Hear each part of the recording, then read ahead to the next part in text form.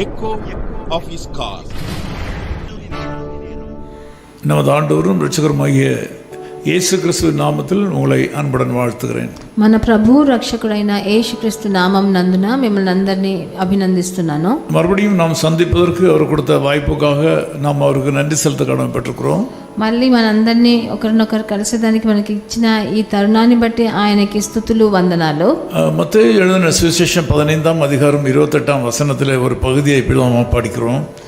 మత్తయి సువార్త 15వ అధికారంలో 28వ వచనంలో ఇలా రాయబడి ఉన్నది. உன் விசுவாசம் பெரியது, உன் விசுவாசத்தின்படியே ஆக கடவது. నీ విశ్వాసము గొప్పది, నీవు కోరినట్టే నీకు అవునుగాక అని ఆమెతో సెలవిచ్చను అని రాయబడింది. ஆண்டவராகிய இயேசு கிறிஸ்து உலகத்திலே ஊழியம் செய்த காலத்திலே ஒரு ஸ்திரீ ஆனவள் அவரை சந்திக்கிறாள். ప్రభు అయిన యేసుక్రీస్తు ఈ లోకంలో పరిచర్య చేసేటప్పుడు ఒక స్త్రీ ఆయనని కలిసేదానికి వచ్చింది. அவள் என்னுடைய மகள் பிசாசினால் அதிகமாக அவதிப்படுகிறாள், நீர் அவரை சுகப்படுத்த வேண்டும் என்று கேட்டுக்கொண்டாள். ఆ స్త్రీ వచ్చి తన అన్ని నా కూతురు చాలా సైతాను క్రియల చేత చాలా బాధింపబడి ఉన్నది, మీరు దానికి స్వస్థతనివ్వాలని కోరుకున్నది. அவள் பலமுறை ஆண்டவரை வேண்டிக் கொண்டும் ஆண்டவர் பதில் ஒன்றும் சொல்லவில்லை என்று வேதம் சொல்கிறது. తను ఎన్నోసార్లు బతిమాలినా కూడా ప్రభు అయిన యేసుక్రీస్తు తన బదులు ఇవ్వలేదు. தொடர்ந்து அவள் தொந்தரவு பண்ணி கொண்டது. அப்படினாலே சீஷர்கள் அவளை துரத்தும்படி யோசித்தார்கள்.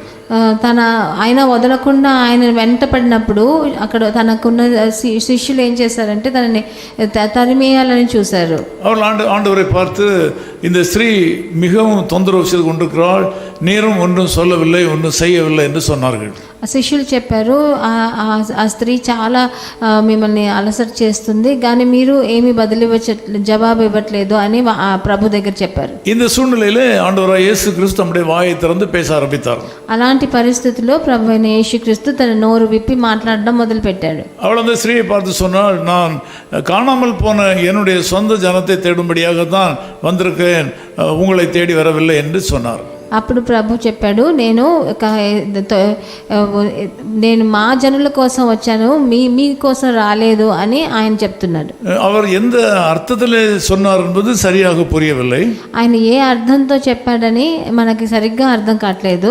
தொடர்ந்து அவர் சொல்லும்போது, பிள்ளைகளுக்குரிய ஆகாரத்தை நாய்க்குட்டிகளுக்கு போடக்கூடாது, நாய்களுக்கு போடக்கூடாது என்று சொன்னார். సొంత పిల్లల కోసం ఉన్న ఆహారాన్ని కుక్క పిల్లలకి వేయకూడదని ఆయన మళ్ళీ చెప్తున్నాడు. ஆனால் அந்த ஸ்திரீயானவளும் ஆண்டவரை விடாதபடி, ஆண்டவரே நீர் சொல்வது சரிதான், பிள்ளைகளுடைய ஆகாரத்தை மேஜையில் வைத்து சாப்பிடும்போது மேஜையிலிருந்து கீழே விழுகிற துணிக்கைகளை நாய்க்குட்டிகள் తినవలవా என்று சொன்னாள். అప్పుడు ఆ స్త్రీ బదులు చెప్పింది, మీరు చెప్పింది సరే, కానీ మా పిల్లలు ఒక బల్ల మీద కూర్చొని ఆహారం తీసుకునేటప్పుడు దాని నుంచి కింద పడిపోయే ఆ చిన్న తుక్కులు కూడా కుక్క పిల్లలు తింటాయి కదా అని అడిగింది. సంబంధమిல்லாத ஒரு வார்த்தை ஆண்டவராகிய இயேசு கிறிஸ்து சொன்ன போதிலும், సంబంధమై లేని వచనం ప్రభు యేసు చెప్పినా కూడా அவருடைய விண்ணப்பத்தை ஆண்டவர் பதில் கொடுக்கிற விஷயத்தில் தாமதப்படுத்தின போதிலும், తనకు బదులివ్వకుండా చాలా ఆలస్యం చేసినా కూడా அவள் விடாப்பிடியாக ஆண்டவரை தொந்தரவு பண்ணினாள் என்று வேதம் சொல்கிறது. అయినా విడవకుండా ప్రభువుని తన వెంటనే తన వెంబడించిందని మనం చూస్తున్నాం. இதை பார்த்து ஆண்டவர் மேலும் கோபப்படாதபடிக்கு அவளிடத்தில் ஒரு வார்த்தையை சொல்கிறார். ఇంకా కోపం తెచ్చుకోకుండా ప్రభు అయిన యేసుక్రీస్తు తన దగ్గర ఒక వచనాన్ని చెప్తున్నాడు. அந்த வார்த்தை மிக உன்னதமான வார்த்தை. ఆ మాట చాలా ఉన్నతమైన మాట. உன் விசுவாசம் பெரியது என்று சொல்கிறார். నీ విశ్వాసం గొప్పది అని ఆయన సెలవిస్తున్నాడు. உன்னுடைய விசுவாசத்தின்படி ஆக்கிடுவது என்று சொல்கிறார். నీ విశ్వాసాన్ని బట్టి నీకు అవునుగాక అని. இந்த காலை வேளையில் நீங்களும் விதமாக பல காரியங்களுக்காக ஜெபம் பண்ணி கொண்டிருக்கலாம். ఈ రోజు ప్రొద్దుట వేళ మీరు కూడా ఇలాంటి ఎన్నో విషయాల గురించి ప్రార్థన చేస్తున్నారేమో. சில நேரங்களில் ஆண்டவர் உங்களிடத்தில் பேசாதவர் போல தென்படலாம். కొన్నిసార్లు ప్రభు మీ దగ్గర ఇంకా ఏమి జవాబు ఇవ్వలేదు అని మనకు అనిపించవచ్చు. ஒரு சில வேளைகளில் நீங்கள் எதிர்பாராத ஒரு வித்தியாசமான பதிலை நீங்கள் ஆண்டவரிடத்தில் பெற்றுக்கொண்டிருக்கலாம். మీరు ఎదురు చూడని ఒక వేరు విధమైన ఒక జవాబుని ప్రభు దగ్గర నుంచి మీరు పొందారేమో. காரியங்கள் எப்படி இருந்தாலும் ஆண்டவர் ஜெபத்தை கேட்கிறவர். విషయం ఎలా ఉన్న పరిస్థితి ఎట్లాగున్నా ప్రభువు మన విన్నపాన్ని మన మొరని వినే దేవుడుగా ఉన్నాడు. இங்கே பார்க்கும் ஆண்டவராகிய இயேசு கிறிஸ்து அவருடைய விசுவாசத்தை பார்த்து சந்தோஷப்பட்டார். ఇక్కడ చూస్తున్నాం ప్రభువైన యేసుక్రీస్తు ఆ స్త్రీ విశ్వాసాన్ని చూసి సంతోషపడ్డాడు. அது மாத்திரமல்ல, அவருடைய தேவைகளை அவர் சந்தித்தார். ఆయన తనకి కావలసిన అక్కరని ఆయన తీర్చివేశాడు. வேதம் சொல்லுகிறது அவருடைய மகள் அந்நேரமே சுகமடைந்தாள். పరిశుద్ధ గ్రంథం సెలవిస్తుంది ఆ సమయమే తన కూతురు స్వస్థపడిందని. இன்றைய காலவேளையில் உங்கள் வாழ்க்கையில ஒரு அற்புதம் நடக்கும். ఈ ప్రొద్దుట వేళ మీ జీవితంలో కూడా ఒక పెద్ద అద్భుతాన్ని మీరు ఎదురు చూడొచ్చు. ஜெபத்தில் உறுதியாய் தரித்திருங்கள். మీరు ప్రార్థనలో మీరు వెంబడించండి. உங்கள் ஆலயத்தை கனம் பண்ணுகிறதிலே முந்திக் கொள்ளுங்கள். మీ దేవాలయానికి ఇవ్వవలసిన ఘనతలో మీరు ముందంచి వేయండి. தேவனுக்கு ஊழியம் செய்கிற விஷயத்தில் உறுதியாயிருங்கள். మీరు పరిచర్య చేసే కార్యాల్లో కూడా మీరు దేవునికి నిజంగా నిజాయితీగా ఉండండి. உங்களுக்கு நன்மை வராமல் இருப்பது போல தோன்றினாலும் நீங்கள் செய்யுங்கள். మీకు మంచి జరగనట్టు మనకు అనిపించినా దాన్ని వెంబడించడం వదలకండి. ஆண்டவர் உங்களுடைய ஜெபங்களுக்கு வித்தியாசமான ஒரு பதிலை கொடுப்பது போல தோன்றினாலும் உங்கள் கடமைகளை செய்யுங்கள். ప్రభువు మీరు అనుకున్నట్టు మీకు జవాబు ఇవ్వకపోయినా మీ కర్తవ్యాలను మీరు చేయండి. சோர்ந்து போகாமல் ஜெபத்தில் விழித்திருங்கள். మీరు సొమ్మసిల్లకుండా ప్రార్థనలో మెలకువగా ఉండండి. நிச்சயமாக உங்கள் ஜெபத்திற்கு முடிவு உண்டு. తప్పకుండా మీ ప్రార్థనకి ఒక మంచి ఒక జవాబుని మీరు పొందుకుంటారు. அது நல்ல முடிவு. అది మంచి జవాబుగా ఉంటుంది. அற்புதமான முடிவு. అది అద్భుతమైన సమాప్తిగా ఉంటుంది. ஆண்டவர் உங்களை இந்த காலவேளையில் ஆசீர்வதிப்பாராக. ఈ ప్రొద్దుటి వేళ ప్రభు మిమ్మల్ని ఆశీర్వదించును గాక. ఆమేన్. ఆమేన్. நாம் ஜெபம் பண்ணுவோம். మనం ప్రార్థన చేద్దాం. நல்ல பிதாவே, உமக்கு நன்றி செலுத்துகிறோம். మంచి తండ్రి, మీకు కృతజ్ఞతలయ్యా. இந்த காலவேளையில் இந்த மக்களோடு பேசின காரியங்களை கவனித்தீர். ఈ రోజు మేము వీళ్ళతో మా జనులతో మాట్లాడిన విషయాలను మీరు గమనించారు. வாழ்க்கையில சோர்ந்து போன மக்கள் பலர் இருக்கிறார்கள். జీవితంలో ఎంతో అలసటతో ఉన్న జనులు ఎంతో మంది ఉన్నారు.